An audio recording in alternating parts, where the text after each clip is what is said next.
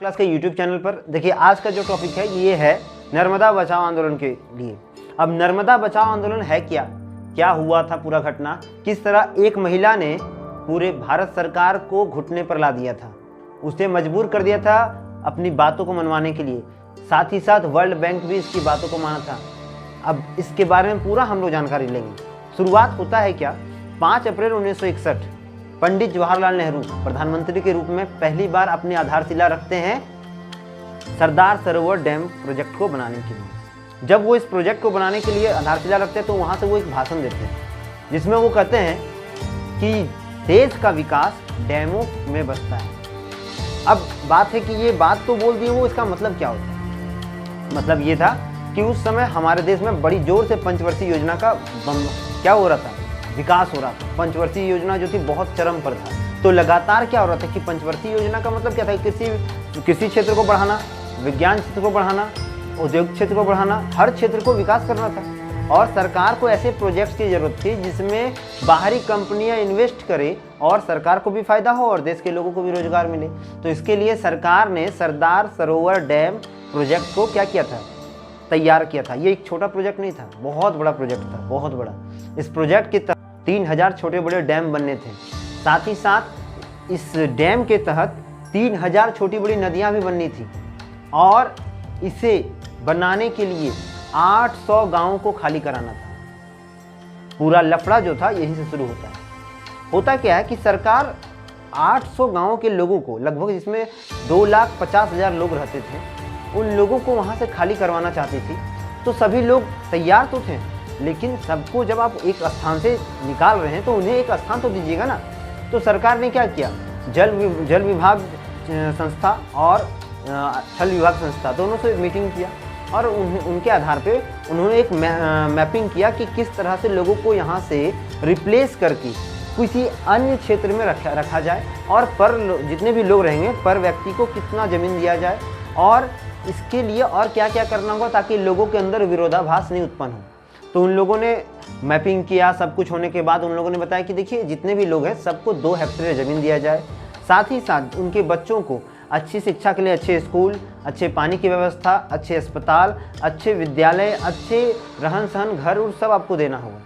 सरकार इस बात को मान गई और मानने के तहत ये शर्त रखा गया कि ये सभी चीज़ जैसे जैसे होते जाएंगे वैसे वैसे क्या किया जाएगा, सरदार सरोवर डैम के प्रोजेक्ट को आगे बढ़ाया जाएगा। और ये प्रोजेक्ट जो था, ठीक है, ये शुरू हो गया, लोगों को वहाँ से निकाला जाने लगा। लेकिन जिस तरह से लोगों को उस क्षेत्र से निकाला जा रहा था उस तरह से उन्हें बसाया नहीं जा रहा था। और इस चीज़ को महाराष्ट्र, गुजरात और मध्य प्रदेश में बहुत ज़्यादा क्या करना पड़ा, लोगों को दिक्कतों का सामना करना पड़ा, इन राज्यों के लोगों को। एक्चुअली में ये जो सरदार सरोवर डैम प्रोजेक्ट था ये महाराष्ट्र, गुजरात और मध्य प्रदेश के बीच में आता है। एक राजस्थान भी है लेकिन उसमें उतना भाग नहीं जाता है। लेकिन महाराष्ट्र, मध्य प्रदेश और गुजरात, इन तीनों में इसका बहुत लीड रोल रहता है, बहुत ज़्यादा रोल रहता है। अब जब लोगों को यहाँ से निकाला गया तो वो लोग अब बेघर हो गए।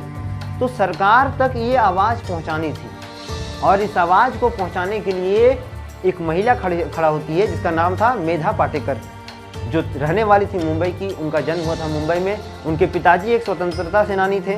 उनका घर जो था वो बचपन से ही वो राजनीतिक और बोल सकते हैं कि पूरी तरह से पॉलिटिशियन का केंद्र था।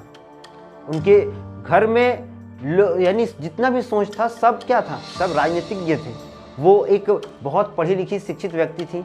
वो जब इस चीज़ में भाग ले रही थी उस समय वो प्रोफेसर थी, क्या बोलते हैं, मुंबई विश्वविद्यालय के प्रोफेसर थी और वो पीएचडी कर रही थी। लेकिन इस चीज़ को जानने के बाद उन्होंने अपना पीएचडी की पढ़ाई को रोका और वो लोगों की मदद के लिए आगे आई, क्योंकि उन्हें पता चल गया था कि बहुत सारा गड़बड़ी होने वाला है, बहुत सारा गड़बड़ी हो रहा है। लगातार लोगों को बेघर कर दिया जा रहा है, जबरन उनके ज़मीन को छीन करके वहाँ सरकार क्या कर रही है, वहाँ सरकार बड़े बड़े डैम बना रही है और उन्हें ज़मीन भी नहीं दे रही है। और इसके लिए सबसे पहले 1985 में एक पिटीशन जारी किया गया उच्च न्यायालय में कि जितने लोगों का ज़मीन लिया गया है सरदार सरोवर प्रोजेक्ट के लिए उन सभी को वो ज़मीन रिटर्न मिलेगा या तो उन्हें मुआवजा के साथ नई जगह ज़मीन दी जाएगी। इसके बाद पूरा जो खेल था ये बहुत ज़ोर से रचा गया। अब क्या हुआ कि बहुत ज़्यादा मात्रा में लोग इसमें जुड़ने लगे, बड़े बड़े एनजीओ आने लगे, क्योंकि इतना बड़ा गड़बड़ी आज तक नहीं हुआ था।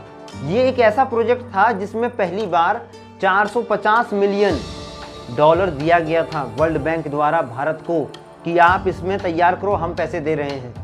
लेकिन इसका गलत उपयोग हो रहा था, बहुत गलत धांधली तरीके से इसमें काम हो रहा था। और इसके लिए मेधा पाटेकर ने क्या किया था, वर्ल्ड बैंक तक को नोटिस दिया था कि जो पैसे आपने दिए हैं, आपने क्या इसका जांच किया?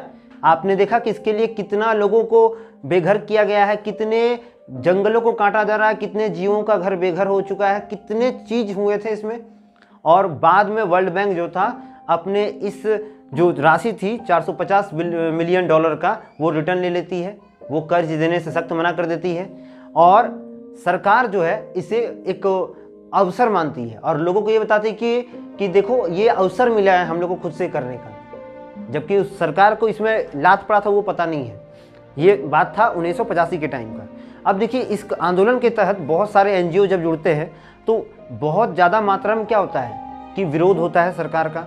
और इसके लिए ही मेधा पाटेकर और उनके साथ 2000 लोग 1997 में, ठीक है, 1997 में घेराव करने जाते हैं पीएम ऑफिस, और वहाँ घेराव करते हैं और पीएम के सामने ये बात रखने का प्रयास करते हैं। तो पीएम इनकी बातों को कुछ हद तक सुनते हैं, लेकिन तत्कालीन जो प्रधानमंत्री रहते हैं वो बदल जाते हैं, फिर नया प्रधानमंत्री आता है तो अब उन तक भी ये बात पहुँचानी होगी। लेकिन ये करने के अलावा मेधा पाटेकर जी सोचते हैं कि इसे करने से अच्छा है कि हम एक ऐसा आंदोलन करें जिसे पूरे विश्व में इस बात का पता चले। और उन्होंने क्या किया, उन्होंने एक कड़ा कदम उठाया।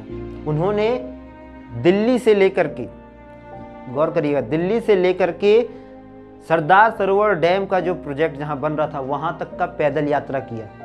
अपने साथ 60,000 लोगों को लिया, जिसमें उनका पूरा योगदान बाबा आमटे ने दिया था और कई लोगों ने दिया था, नीतीश कुमार ने दिया था, बड़े बड़े जितने मंत्री थे उन लोगों ने दिया था, क्योंकि सब जानते थे कि इसमें बहुत ज़्यादा गलती हो रहा है। और सभी ने मिलकर क्या किया, इसका विरोध किया।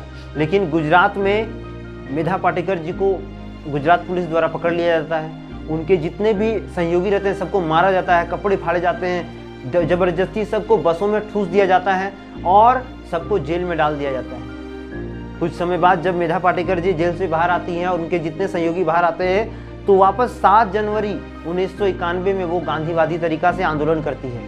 वो भूख हड़ताल करती है, अनशन पर बैठ जाती है, 22 दिन का अनशन वो करती है बिना कुछ खाए पिए। और तब जाके उच्च न्यायालय जो है इसमें एक फैसला लेता है। फैसले के तहत जिन राज्यों में याद रखिएगा राज्यों का नाम, महाराष्ट्र, मध्य प्रदेश, गुजरात और राजस्थान, जिसमें से महाराष्ट्र मध्य प्रदेश को ये सीधा फायदा करता है। ये डैम जो था, जिस डैम के तहत 3000 से भी ज़्यादा, ठीक है, छोटे बड़े डैम बनने वाले थे, क्योंकि ये एक प्रोजेक्ट था, सरदार सरोवर डैम एक प्रोजेक्ट था।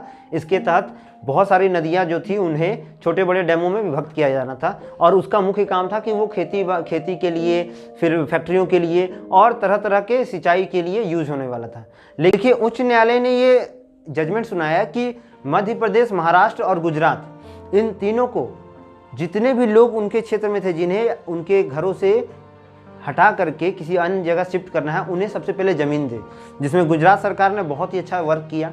गुजरात सरकार ने सभी लोगों को अच्छे ज़मीन दी, अच्छी व्यवस्थाएं दी और उन्हें कॉलोनियों के द्वारा क्या किया, उन्हें घरों को दे करके अपने वादे को पूरा किया। लेकिन मध्य प्रदेश में ये ज़्यादा दिक्कत हुआ। मध्य प्रदेश सरकार का कहना था कि उनके पास ज़मीन है ही नहीं तो वो देंगे कहाँ। और इसलिए उच्च न्यायालय ने फिर एक फैसला लिया जिसमें बोला गया कि जिन 700 फैमिलियों को, मध्य प्रदेश को बोला गया कि आप जो 700 फैमिली को खाली करवाए हैं उनको आप या तो ज़मीन दें या फिर जितने भी फैमिली पर्सन हैं उन्हें 60 लाख रुपए दें ताकि वे अपनी आजीविका कहीं और जाके चला सकें। इस पूरे शर्त के बाद ही वो ज़मीन खाली करेंगे, नहीं तो ये प्रोजेक्ट अटका हुआ रहेगा।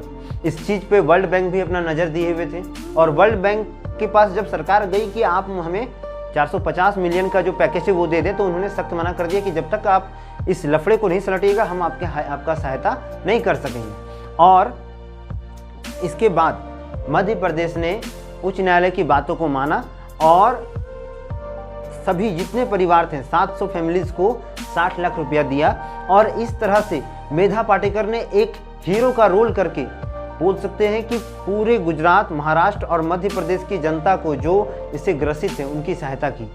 उसके बाद इतना कुछ पूरा जो ये मैटर हुआ था, ये था सिर्फ नर्मदा बचाओ आंदोलन के तहत। लेकिन यहाँ नर्मदा को नहीं, मानव जाति को बचाना था, जिसके साथ बहुत गलत हो रहा था। इससे क्या पता चलता है कि यहाँ मरते गरीब हैं, गरीब को लड़ना पड़ता है। इस तरह से आज हम लोग जाने कि नर्मदा बचाओ आंदोलन किस तरह प्रभावी हुआ। देखिए, नर्मदा बचाओ आंदोलन का क्वेश्चन आपको पूछेगा जरूर, तो इस क्वेश्चन को आप इस जो लेडीज़ है मेधा पाटेकर, इनको जरूर जोड़िएगा, क्योंकि ये बहुत इंपॉर्टेंट रोल अदा करती है। 2017 में नरेंद्र मोदी ने क्या किया, इस सरदार सरोवर डैम का उद्घाटन किया और वहाँ से पूरा जो ये मैटर था वो धीरे धीरे शांत हो गया। तो आशा करते हैं कि नर्मदा बचाओ आंदोलन के तहत जितने भी मुख्य बिंदु थे आपको सभी समझ में आ गए होंगे।